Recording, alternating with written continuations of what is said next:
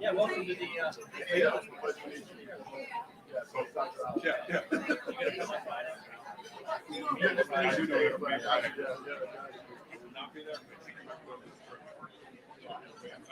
That's the day to go. Exactly, yeah.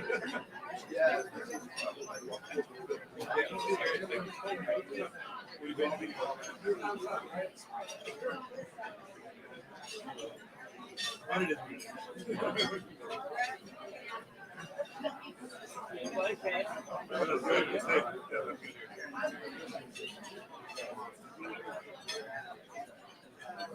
Need one right here. You got a bitch. No, I'm regular. Oh, so probably what happened. Maybe I bit you, but that's fine. That's good. You get the veggie? Yeah, the right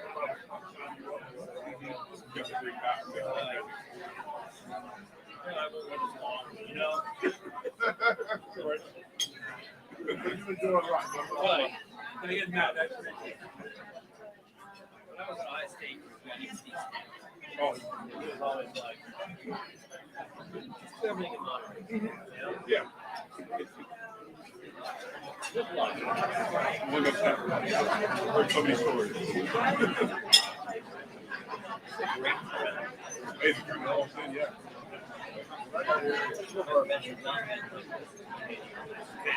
It's actually the biggest crowd I've seen.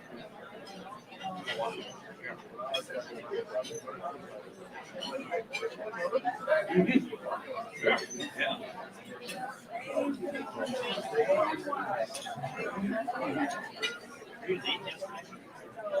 I'm digging tonight. I know today. I'll go back after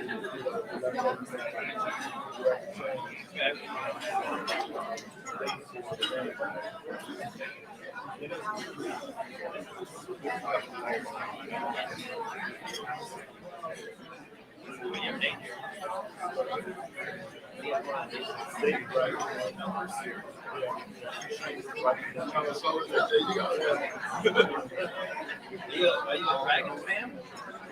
All right. Good to hear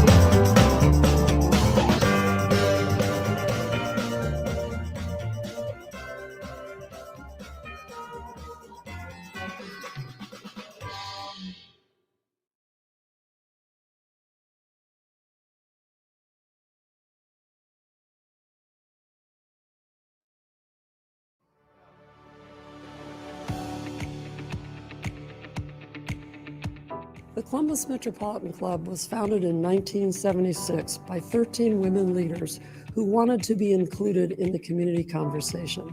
I am Sally Bloomfield, and I was one of those 13 women. Having been left out of men's clubs that focused on community issues, it was a priority for us to make the club 100% inclusive. Today, CMC presents public policy forums every Wednesday at lunch with average attendance of more than 200 people. I'm Tony Bell, and I frequently attend forums, which are open to everyone and present relevant, current, and newsworthy topics. I'm grateful that CMC is nonpartisan and presents many perspectives on every topic. I'm Jane Scott, President and CEO of the Columbus Metropolitan Club. CMC is open to everyone. We invite you to explore the personal and professional benefits awaiting you at the Metropolitan Club. Welcome to CMC.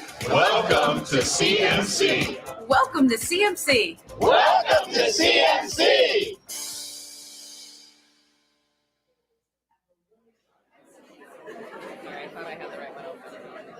Good afternoon, and welcome to the Columbus Metropolitan Club.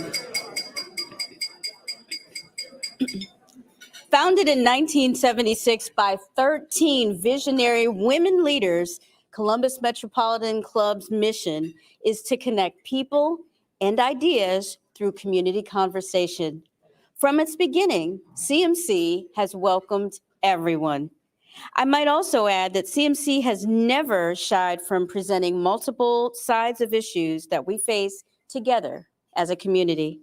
I'm Tony Bell, President and CEO of Phoenix Consulting Co., a leadership learning and development firm that cultivates emerging and rising leaders.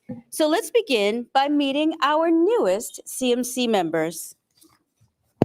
And I moved the page. So we're gonna clap and welcome and clap and welcome. Thank you very much. So our newest member, drum roll, Lori Kammerer with Denison University.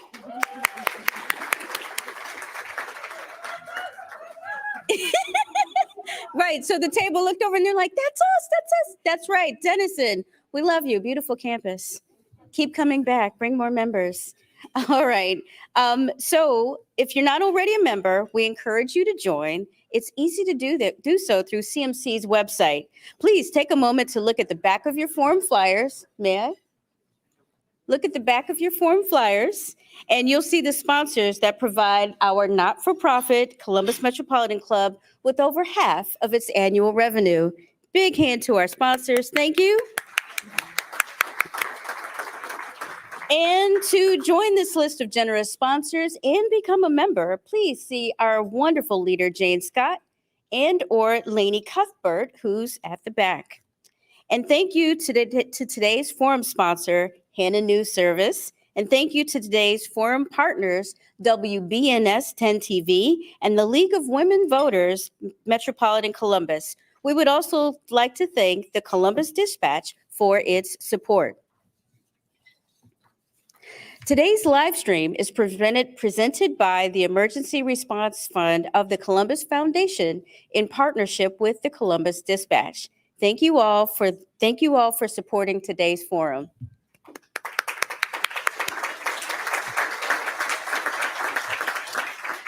Ohio House Bill 616, in its short title, states regards promotion, teaching divisive, inherently racist concepts, and in its long title states to amend Section 3313.21, 3314.03, and 3326.11, and to enact Section 3313.6029 of the Ohio Revised Code regarding promotion and teaching of divisive or inherently racist concepts in public schools.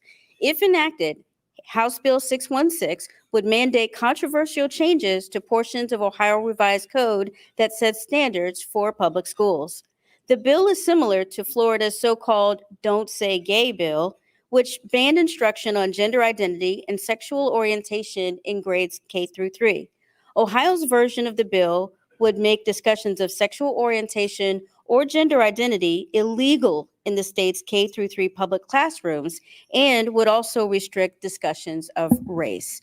Note that the CMC invited the two sponsors of House Bill 616, State Representative Gene Schmidt of House District 63 near Cincinnati and Mike Loychik of House District 63 in Northeast Ohio near Youngstown, to participate in today's panel and receive no response. But please welcome today's speaker, Maria Bruno, the Public Policy Director with Equality Ohio. She said she started out life as a natural negotiator because of her two brothers. Scott DiMauro, the president of the Ohio Education Association, who has a really big job to do. Bruce Hooley of the Bruce Hooley Show. He said he didn't really have an intro, so I thought he deserved one. My friend Densil Delahue Porteous, the executive director for Stonewall Columbus. Troy McIntosh, Executive Director for the Ohio Christian Network and the Center for Christian Virtue, and our host, Anna Staver, State House reporter for the Columbus Dispatch, USA Today, Gannett, Ohio Bureau. You can learn more about today's speakers. Please learn more about them. I did, not only in your forum brochure, but also on LinkedIn. And if you Google them, you'll be impressed by what you see. Anna, we look forward to today's conversation. Welcome.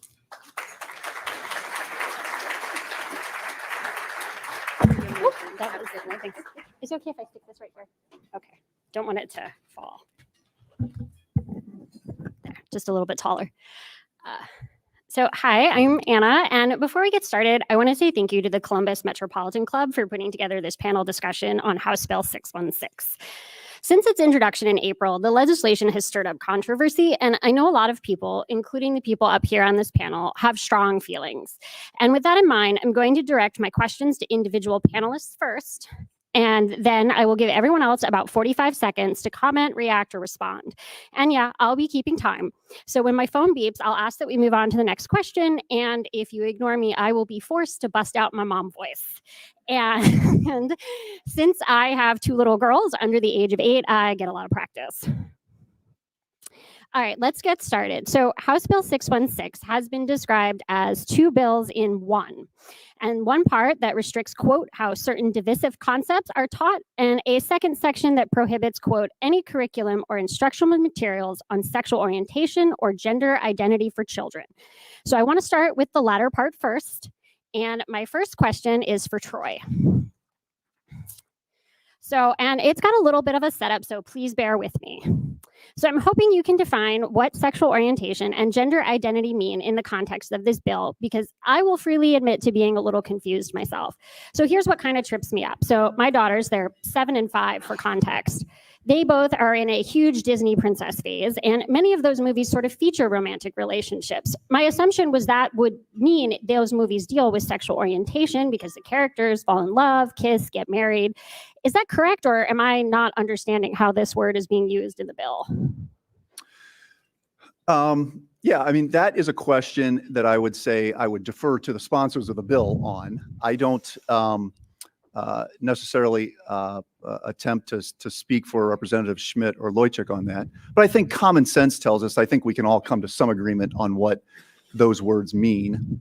And that would be that the state ought not to be engaged in the process of providing instruction on or suggesting to children, particularly those in K through 8, children 8 and under, issues regarded to their sexual identity. Do they identify as boy or girl? Are they created and made as a boy or girl? What do they exist? So the intent, I believe, from at least from my perspective, would be to say that the government, by taking on many of the things that we're seeing in classrooms today, where children as young as kindergarten, even as young as preschool, are being suggested that there are multiple genders, 3, 4, however many someone might suggest, and that is diametrically opposed to what at least a large percentage, if not a majority, I don't have polling numbers on this, but certainly a large percentage of families would hold to a very different position. And so what I would relate it to would be in the same way that the state takes a neutral view on religious matters. All right, the state does not take a position in their education on whether the resurrection is a historical fact. They're neutral on that. That doesn't mean that Christian 6-year-old students, because the state is silent on that issue, it can't learn that the resurrection is in fact a fact from their parents. That is something the state has said we're leaving to mom and dad. I would suggest that this falls into that kind of category, that this is an issue that the state doesn't have a substantial interest in and ought to remain neutral on. If mom and dad want to teach the resurrection at home, they're free to. If they want to choose to teach multiple genders or gender identity at home, they're free to, and the state ought not to impinge on that. But what we're saying is when the state takes that upon themselves to do either one of those two things, it's too much power in the hands of the state. And that imbalance of power away from parents toward the state is what the crux of this issue is. And so what this bill and others like it, and I wouldn't quibble on the details of the bill, but I would say what this is representative of is an attempt to take back some of that balance of power back toward the parents. Thanks. Would anyone like to respond or comment or react? Maria, okay, I'm gonna give you 45 seconds here.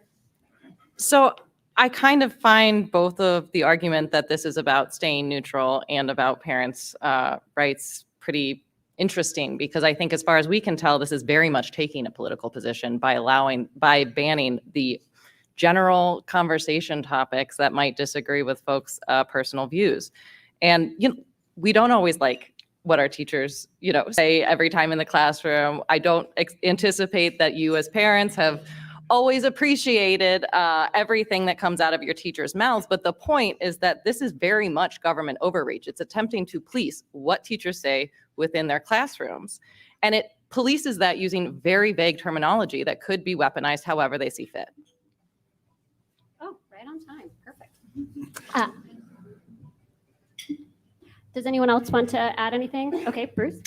Yeah, so Ms. Bruno's comment is indicative of the way you're being programmed on this issue. She mentioned the word conversations. The bill specifically says curriculum and instruction materials. It makes no ban at all on conversations. But this is indicative of the alarmist rhetoric that you've been hearing about House Bill 616, that they'll be marginalized, they'll be driven into the closet, they won't be able to talk about their relationships at home. This is just simply not true. And I can give you ample examples of that, which certainly would not fall within my time constraints now. But I would just tell you that anything that people tell you about what teachers can discuss with students and a student asks a question is not covered in the bill and is not part of the bill. Well, actually, I have a question for you on that later, so hold that thought. But Scott? Well, I think the way the language of the bill is written, it is very deliberately vague, and there will be all kinds of opportunities to have this kind of debate. Unfortunately, I think this is a litigator's dream come true, because you can expect that there are going to be all kinds of lawsuits over interpreting what actually constitutes curriculum versus a conversation that comes up in the course of a lesson. But what is unmistakable about this legislation is that it is intended to instill fear. And by instilling fear in educators and instilling fear in students, we're closing down important conversations that need to happen in our schools. And Densil, it looks like you wanted to add something as well. Densil Porteous, he, they pronouns. So, I think it's interesting because if I recall my days in academia, where I served as an instructor and worked with teachers, we often would have to do weekly curricula that suggested what we'd be teaching our students. And if I go way, way back to middle school and elementary school and thinking about how those curricula were developed, we would use language that purported male or female, gender diversity or gender sort of spectrum. We would divide students in the classroom into male and female groups. We would allow students to only travel to restrooms in male and female pairs. So I think we understand that the definition of curriculum and instruction can be loosely defined as a course plan or a lesson plan from a teacher or instructor.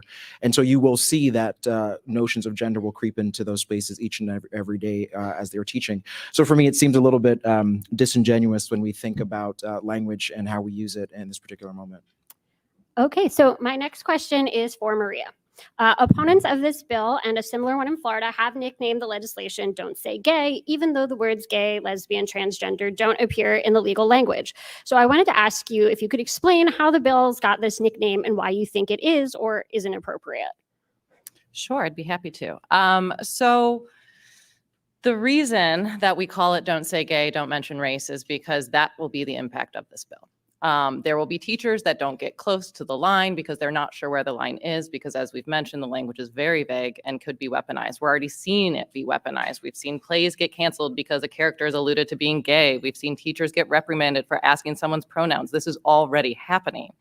And the language within this bill, it says materials on. So I do take issue with the interpretation of what that means. That really is anything that is in the classroom on sexual orientation or gender identity. Neither of those terms are defined. And I can't imagine they're talking about Cinderella and the Disney princesses, right? We know what they mean, even if they don't say the word gay. I have a sneaking suspicion if there was a conversation about being heterosexual, that would not classify under some folks' interpretation of that language. But straight is a sexual orientation. Man and women are genders. The language in this bill does not specify. Would anyone like to respond or react? Bruce? Yeah, I think there's a very simple reason why it's labeled the "Don't Say Gay" bill is because that inspires outrage among everyone. It would inspire outrage on my end. There's no reason why you should preclude language. I'm about a free exchange of ideas. And it's very interesting to me that Ms. Bruno's organization, Mr. Porteous's organization, asks us to be respectful of their pronouns. If I were to refer to Leah Thomas, the swimmer from Penn, who is a biological male, transgender woman, if I were to refer to Leah Thomas as he, I would be hateful. If I were to refer to Leah Thomas as Will Thomas, I would be dead naming him.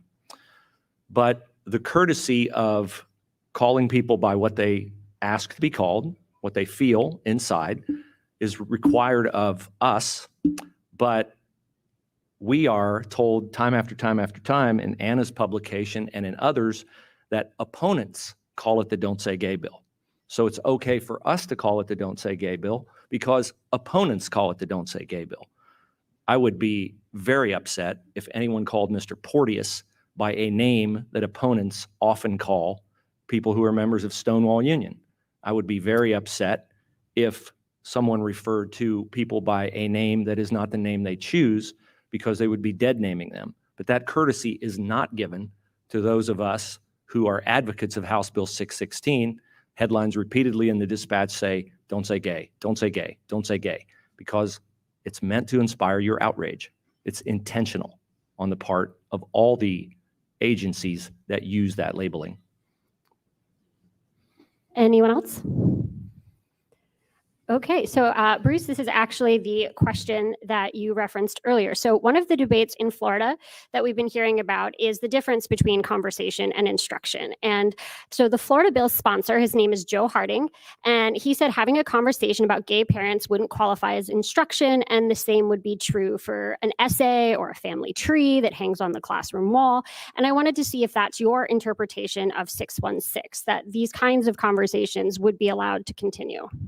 Yeah, it's absolutely. In reading the bill is very clear that it's instruction materials, books, things, worksheets, things like that.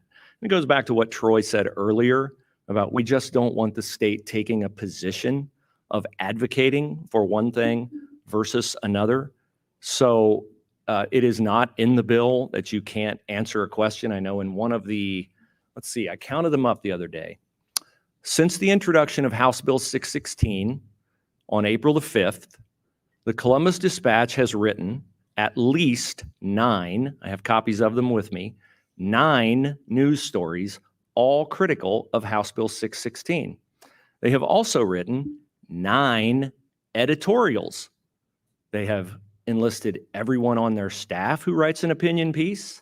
They enlisted the head of the American Federation of Teachers to write an opinion piece. They even went to Dayton, Ohio, and located a transgender hairstylist to write a piece in opposition to House Bill 616. But curiously, the Dispatch has not been able to find in all of Central Ohio one advocate for House Bill 616 to write a piece extolling the need for House Bill 616. So I don't know about you guys, but when I'm only given one side of the story, I get suspicious. I wonder, when people lie to me, why are they lying to me? And a lot of times people think, well, they're lying to you to inspire fear, which is what Mr. DiMauro said, or they're lying to scare you. But basically the reason why people lie to you is always the same reason. No one lies to you if they have truth on their side, because you would always rather win an argument with truth than with lies. But if you don't have truth on your side, if the bill says instruction materials, curriculum, clearly stated, and you like to fundraise off the alarmist rhetoric that all these organizations are spewing about House Bill 616, well, then it's not really a lawyer's dream. It's a fundraising dream for all the agendas that are represented here, except for from Troy and myself.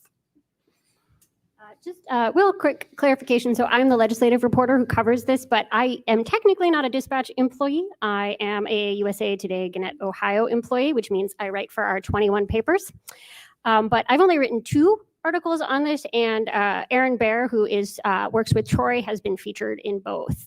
But Has he written his own standalone editorial like? I have no control over the editorial board of the Dispatch. Do you dispute my statement that there have been 9 editorials written in opposition to House Bill 616 in the Dispatch, but no advocate for House Bill 616 has been given the space either on your website or in your newspaper to write a standalone piece advocating for House Bill 616? Again, I don't work for the Dispatch, but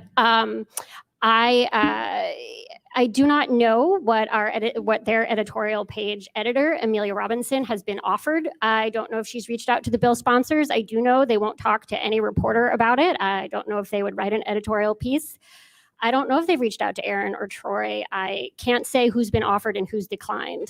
Does it seem to you odd as a graduate or a professional in journalism that every single story that's published in the Columbus Dispatch would take one position on the issue rather than present a countervailing view?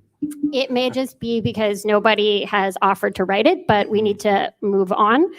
Maria, did you want to have a response? Yeah, I would say an alternative interpretation of people not writing these op-eds is that this is an extreme minority position, and most people understand why this bill is bad.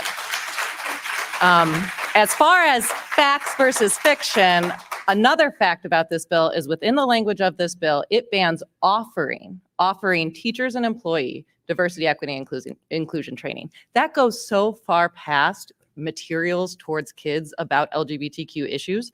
This is about not even offering training that would allow people to create inclusive environments. One of the things that I would point out in this whole exchange about the debate, the day that the bill was introduced, neither of the co-sponsors was willing to answer reporters' questions. And in fact, one of the co-sponsors, I think famously, was seen running away from a reporter.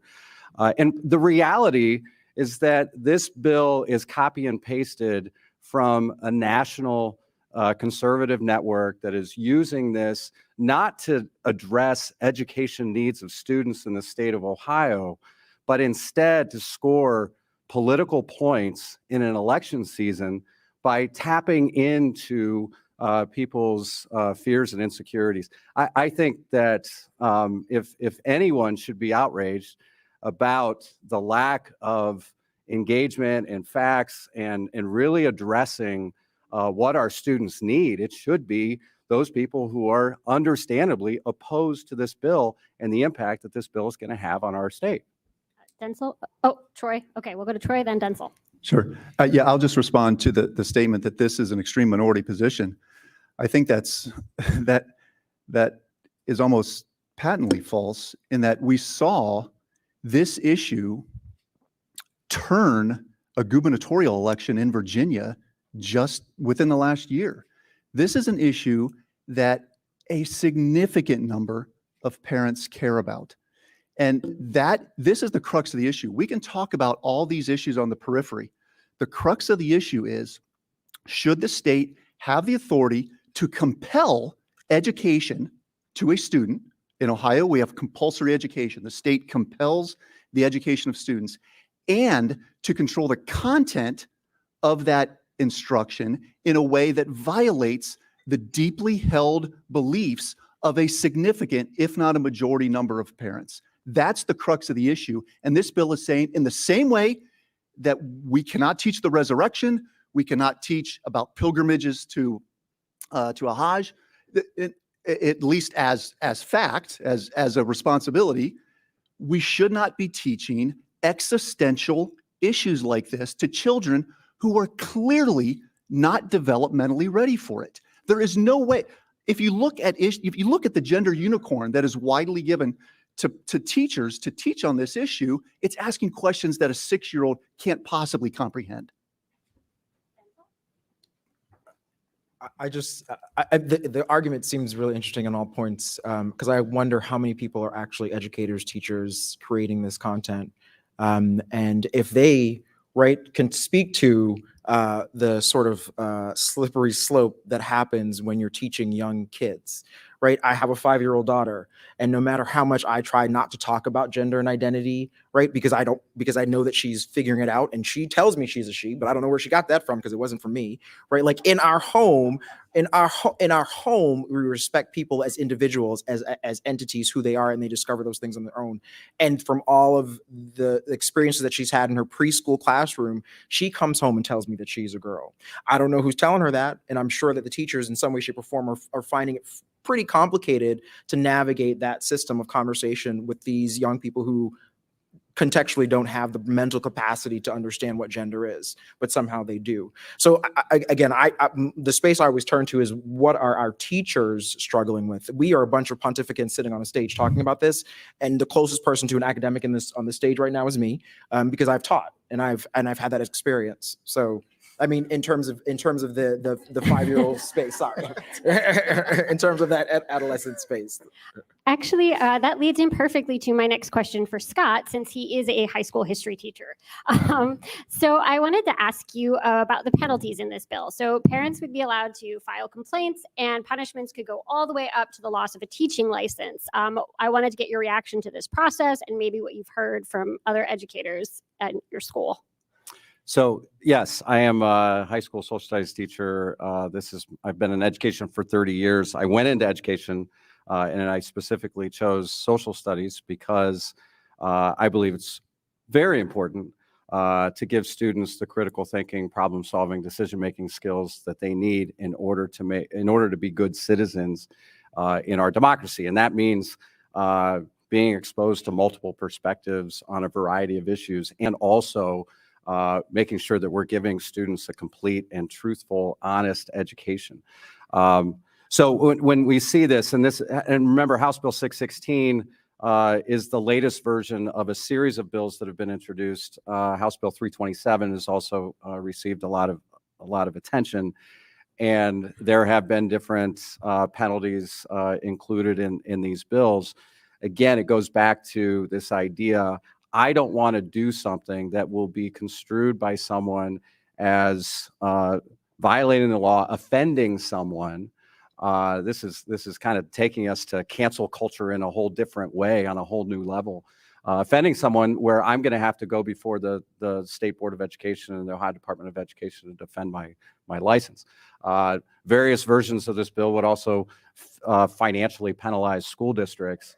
All of this is a distraction. This is all taking attention away from what educators really want to be talking about, which is how do we ensure that we have the resources necessary to give every single one of our students, regardless of their race, regardless of their income level, regardless of their gender, regardless of who they are, where they come from, the opportunity to succeed.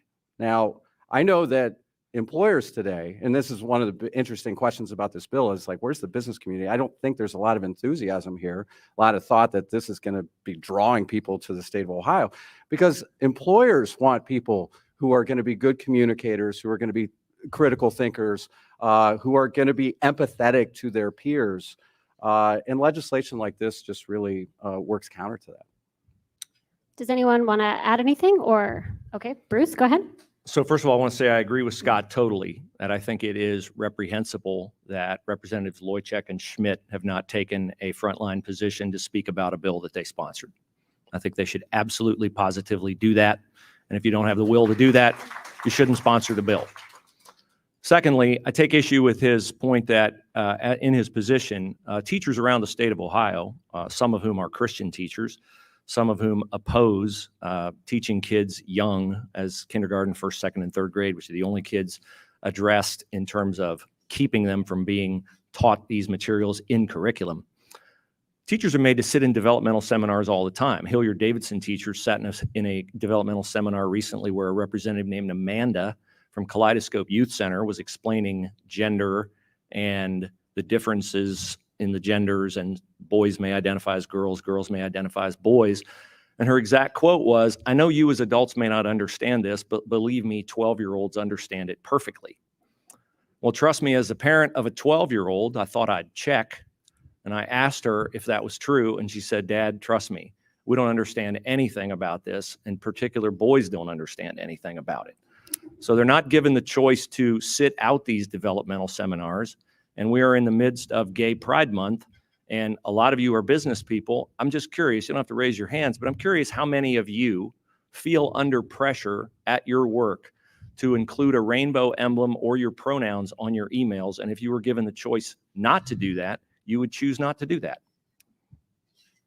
Okay, Maria, you said, looked like you wanted to say something. Well, I wanted to respond to the allegations made against Kaleidoscope Youth Center because that also came up in sponsor testimony yesterday. So let's talk about what Kaleidoscope Youth Center is. It's a drop-in center for homeless youth, for LGBTQ youth who are struggling with their mental health or who just need community. They go through and they provide more contextual trainings to adults who are looking to better understand this set of issues. This is not even the first time that this specific conversation has been referenced. We want to talk about raising money off of villainizing other people. How about taking someone who works at a drop-in center, plucking out one sentence, and then running it around the whole nation, hoping that it catches fire?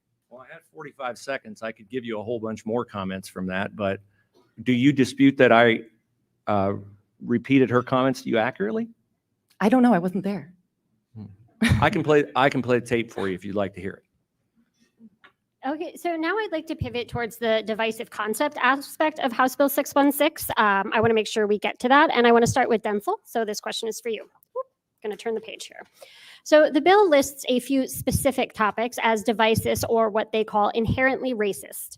And these are critical race theory, intersectional theory, the 1619 Project. But it also has broader prohibitions on things like diversity, equity, and inclusion learning outcomes.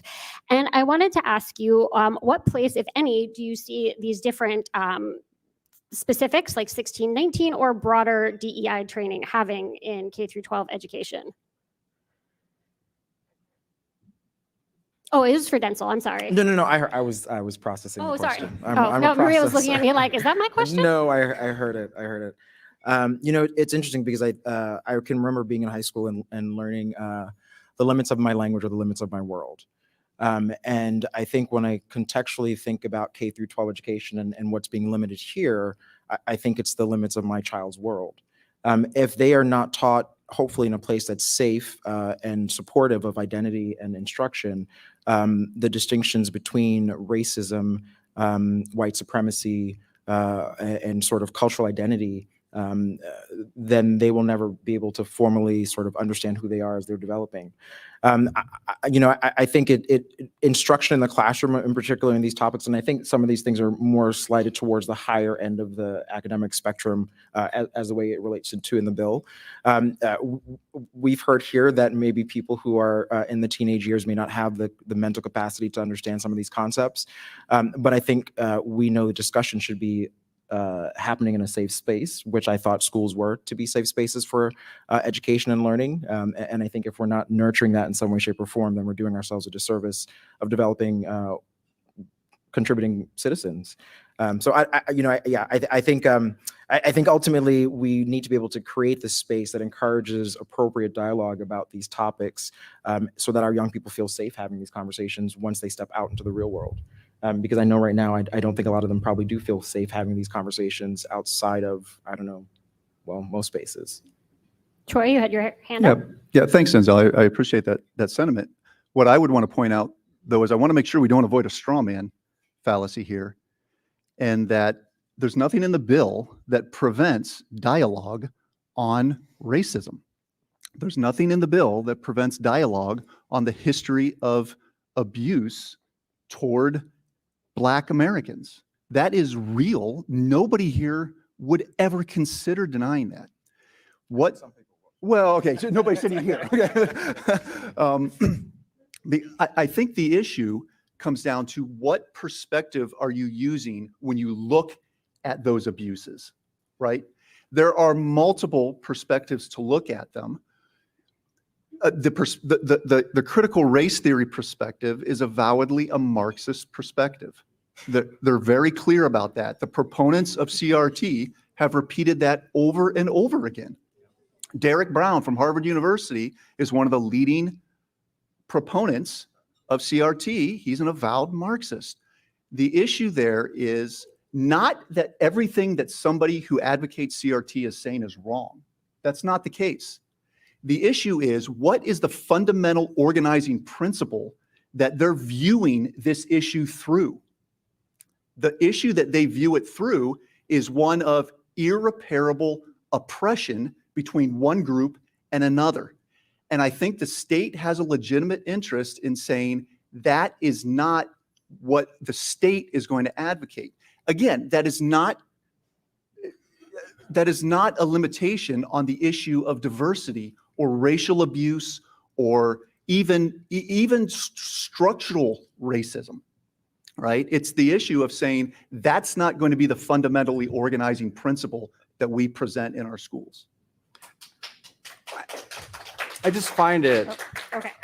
as an educator, and listening to conversations about, we believe collectively that freedom is very important, free exchange of ideas, learning multiple perspectives. But proponents of legislation like this want to single out certain perspectives that they find disagreeable and censor those.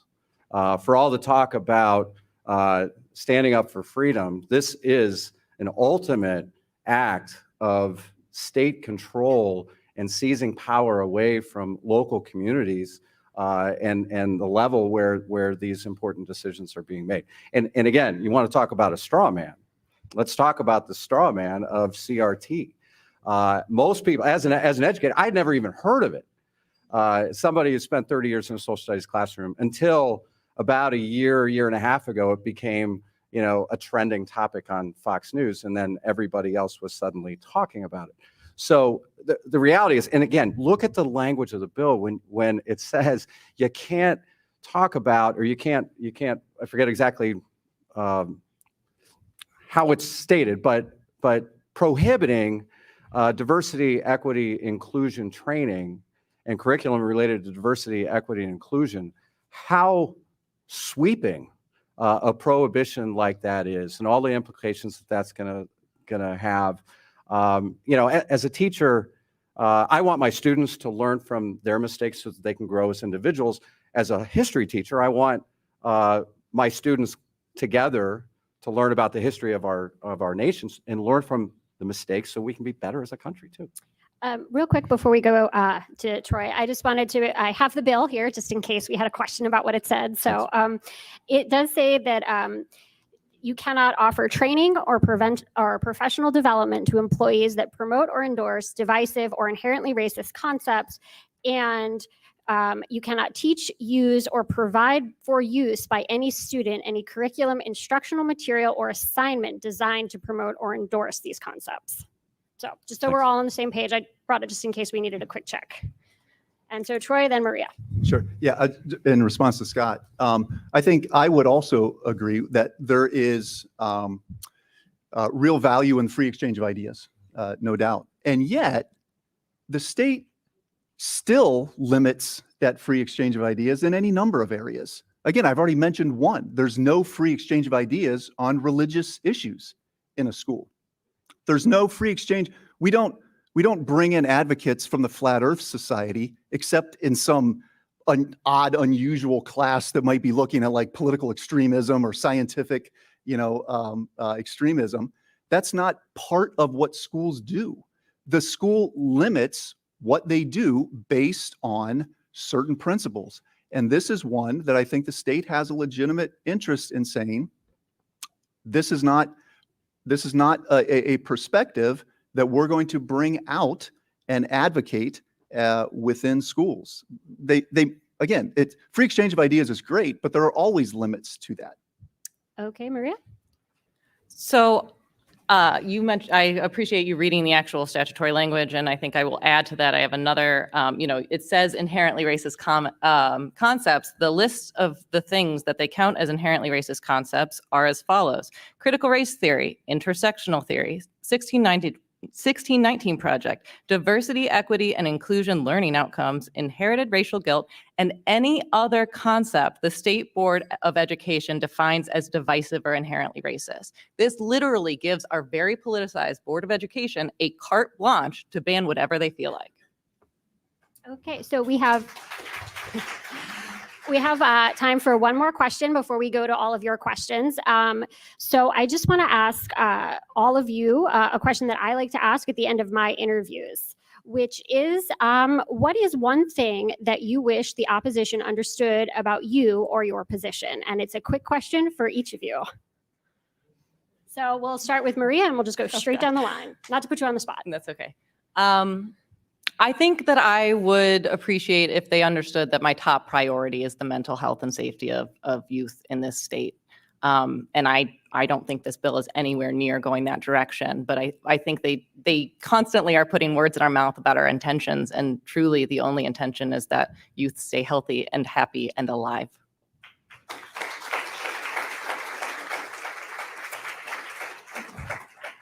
I would hope that proponents of this legislation would understand the impact that it has on educators who are already feeling incredibly burnt out right now.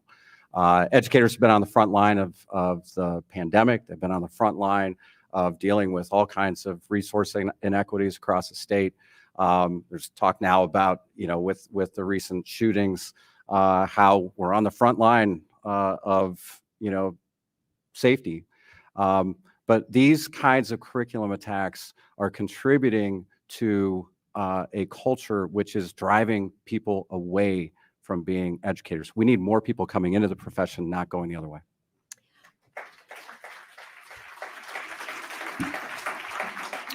Before we get to Bruce, I realized I messed up. I forgot to tell you guys that if you want to ask a question and you are here in this room, you need to go line up behind Doug, he's standing right over there with the microphone. And please make your questions brief and to the point. Doug will try to help you move it along. I might try to help. But if you want to ask a question, just go line up right over there by the microphone. So I'm sorry, Bruce, go right ahead.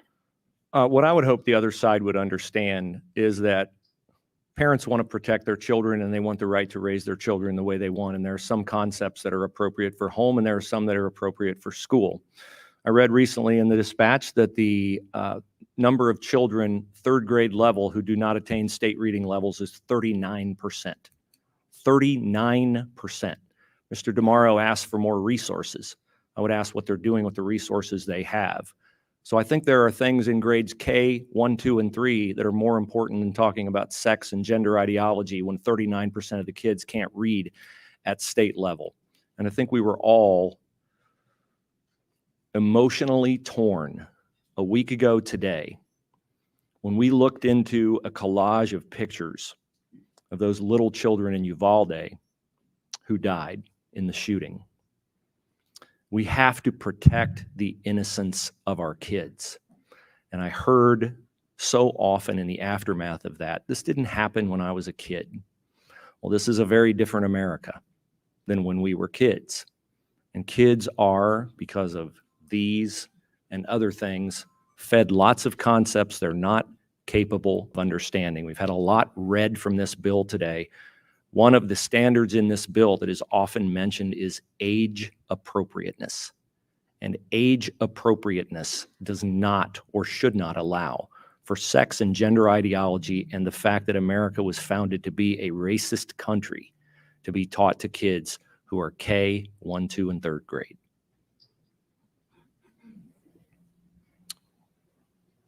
I think mine is pretty simple. I want to make sure that people find their happiness. And happiness for many of us resides in our identity and how we develop. And I think that if we aren't creating spaces where we as adults remember what it was like to be young people and how challenging it might have been to understand and discover who we were, then we need to do the work to make sure that our young people are growing up and finding spaces where they can develop and understand who they are and be fully happy people. So, for me, it is pretty basic. The work that I do and the reason why I sit in these places and spaces is to ensure that people are working towards their personal happiness. Yeah, and it's interesting because I would give a very similar response for what my new friend Densil just said and Maria said. I spent the last 27 years in schools trying to do the very things that they just stated they want to accomplish in the lives of kids. That is what I would do. What happens, though, is Densil and I, although I'm sure we agree on many things, if he's a Browns fan, we may agree on one more thing. Okay. I'm sure we agree on many things, but we have fundamentally different worldviews that lead us to interpret things in different ways, right? And so how he views giving kids space to be happy is naturally flowing from a worldview that he holds that's different than my worldview. So I would approach that concept differently. And in a lot of ways, they're irreconcilable. This is the problem we have in today's society. How do you live in a pluralistic, multicultural society when you have things that want to force them into one method? That's why, I'll give a little a plug here, House Bill 290 attempts to approach this, the backpack bill, by giving parents the ability to say, this is the kind of education I want my student to have. And they should have the ability to take the state's funding with them to that particular kind. If a parent elects to have a school that teaches gender identity to K through 3rd graders, then they ought to be able to have that authority and they ought to be able to go to that school. If a parent has a fundamentally different worldview and an idea of what they want their kid to be, then if the state's going to compel that child to go to school, they ought to have the ability to take the money the state provides and select the kind of education they want for their kid.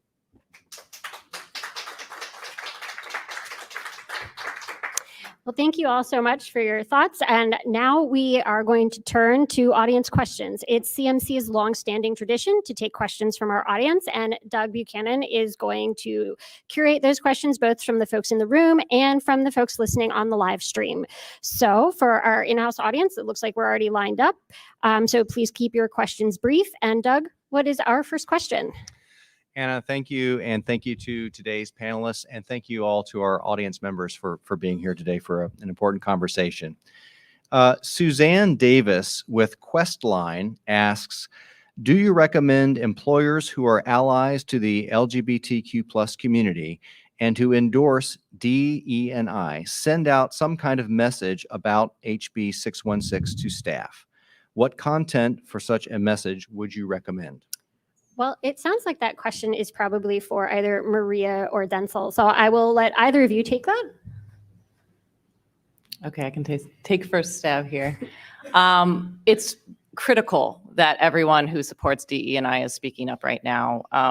We have talked about the op-eds. That's a great way to voice your opposition, and it's clearly working because it's giving the false impression that people are being silenced when the reality is that people really are not that divided about this issue. Most folks actually appreciate and endorse DE&I training.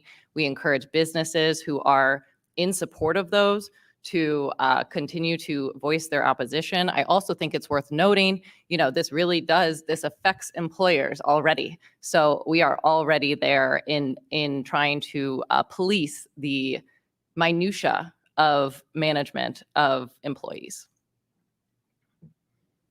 Anyone else?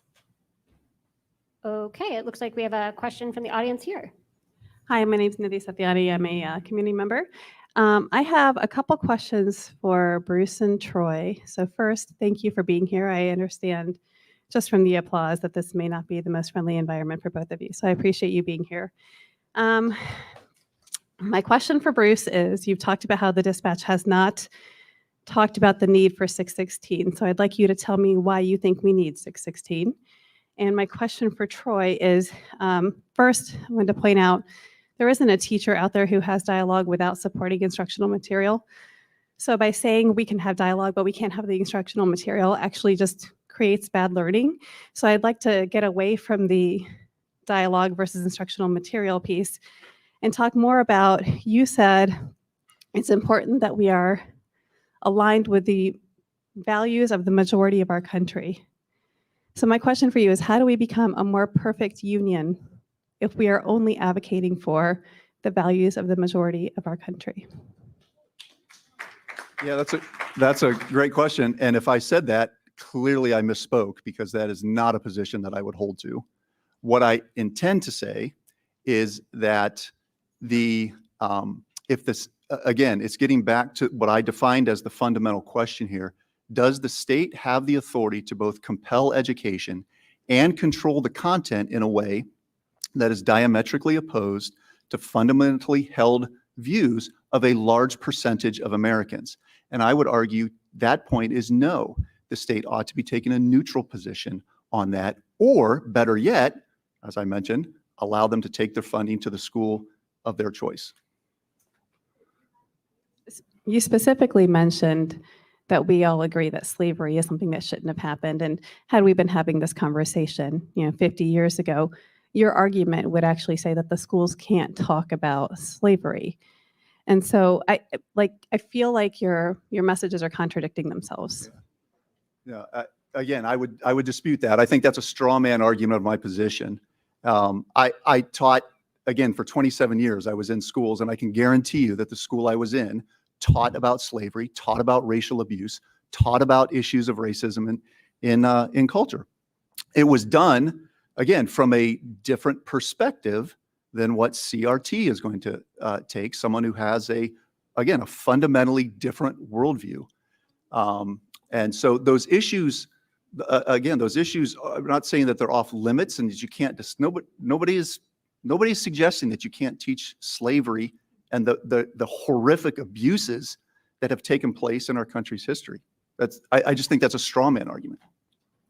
So in answer to your question about why do we need House Bill 616, it's interesting to sit in this room with a bunch of clearly successful people, leaders in the business community. And I would just ask you, when were sexual topics and sex education topics broached with you in school? You've obviously had a successful route to the top. Were they broached with you when you were in kindergarten, first grade, second grade? Or were they broached with you in sixth grade or ninth grade? What's the hurry? What's the need to talk to kids about this? It's also interesting that I was on Nationwide Children's Hospital's website, their On Our Sleeves campaign. I'd invite you all to pull out your phones at some point and Google Nina West, On Our Sleeves, Nationwide Children's Hospital. Nationwide Children's Hospital, which cares for children and is one of the great assets in our community, has a mental health ambassador who is a man who dresses as a woman.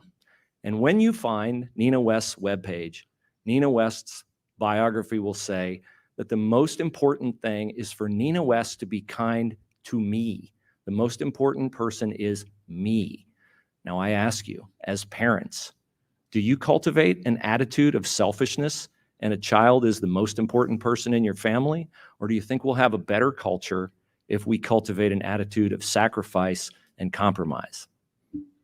That's why I think we need House Bill 616, because it is not age appropriate at K, 1, 2, and 3 for these topics to be broached with children. But you just said we don't have those topics that we talk about in 8th grade, so how do you reconcile that? Let's go to the next audience question. Thank you. Benedetta Corey asks, do we know if either part of this bill is planned to be expanded to higher education, public higher education? I will pivot the question to him just because we have worked on the other bills that include higher education. So yes, there is one, but I will let Scott give you the answer. Yeah, House Bill 327 also addresses higher education. And that, again, when you talk about an assault on academic freedom, that's been a real concern there. I think I do want to just briefly talk about this issue of age-appropriate standards. One of the problems of this legislation is that it paints with such a broad brush. We have state learning standards. We have local board-adopted curriculum in every district in the state. Our teachers who work in our public schools across Ohio just want the freedom to do the job that they were trained to do and to do the job that they were hired to do, and that is to teach those standards and teach that curriculum. And if there are issues in the standards or curriculum that should be changed, we have a public process for addressing that.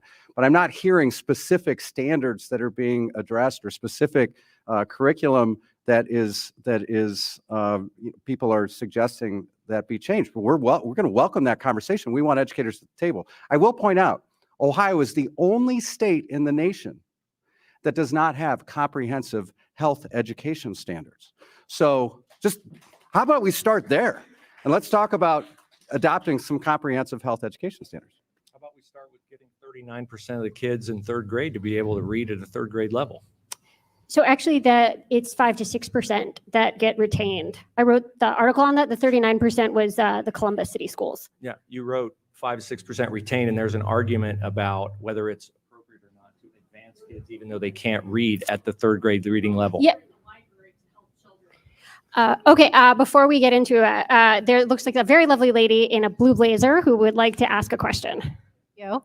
My name is Burl Brown Pickle Antonio, and I have the honor of serving as board president on the Gahanna Jefferson School Board. I was able to watch sponsor testimony yesterday and heard repeated today that the purpose of this bill is to give parents parental control. My question is related actually to what Scott was just talking about. In the state of Ohio, the way that curriculum is set is that locally elected boards of education set that curriculum within the standards that are set by the Ohio Department of Education. And my question is, how does this legislation respect the parental control that is exercised by the voters who elect their boards of education members every 2 years? And additionally, how does this legislation fit with our Ohio ideals of local control? Troy, would you want to take that? Not to put you on the spot. Sure. Obviously, I'm a supporter of local control and local control over schools in particular. At the same time, we are buried with other issues that the state says this is important enough that we are going to put even restrictions on what local school bodies are capable of doing. There are any number. The Ohio operating standards are nothing but regulations that local school boards have to abide within. And so I would say you can still support the idea of local control, but do that within limits. There are limits in a democracy. There are always limits on the exercise of any type of authority. And I think this is as legitimate as many of the others that we have. Should usurp the parents who voted to elect those boards of education to set the curriculum within that argument really doesn't work because those parents also elected the state representatives and senators who passed the limit that you're referring to.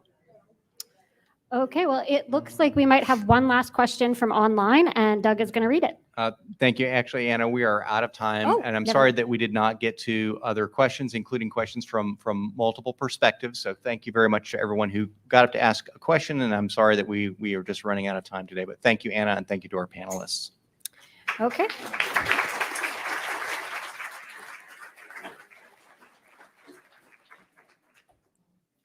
Well, we wish we had more time. And so thank you so much for this opportunity. Thank you to Anna, our panelists, all of our guests and members, and those of you watching via live stream. I hope you found today's forum informative. I learned or was reminded to read the bill and read the legislation for yourself. And I also learned and was reminded that a complete and honest and truthful education, irrespective of race, religion, economic status, identity, anything else, is going to take all of us working together. So please make plans to join us at next Wednesday's forum for a Central Ohio Hospital CEO Roundtable featuring the CEOs of all 4 of our hospital systems. Thank you to today's, yeah, you sound like pretty darn excited about it. So I hope full house next week. We'll see you next week. Thank you also to today's forum sponsor, the Hannah News Service. Thank you to today's forum partners, WBNS 10 TV, and the League of Voters, the League of Women Voters of Metropolitan Columbus. Thank you as well to the Columbus Dispatch for your support. And thank you to our online and virtual seat patrons and the Emergency Response Fund of the Columbus Foundation for presenting our live stream in partnership with the Columbus Dispatch. And again, special appreciation to today's speakers, Troy McIntosh, Densil Porteous, Scott DiMauro, Bruce Hooley, and Maria Bruno. Thank you all, and of course, thank you to Anna Staver for being our fearless leader here. Thank you for joining us, and we certainly could not do this without each and every one of you. We look forward to seeing you next Wednesday. You're coming back, right? We'll see you next Wednesday. Go ahead and register if you haven't. And we thank you as the Columbus Metropolitan Club presents another informative conversation. Thank you. Thank you.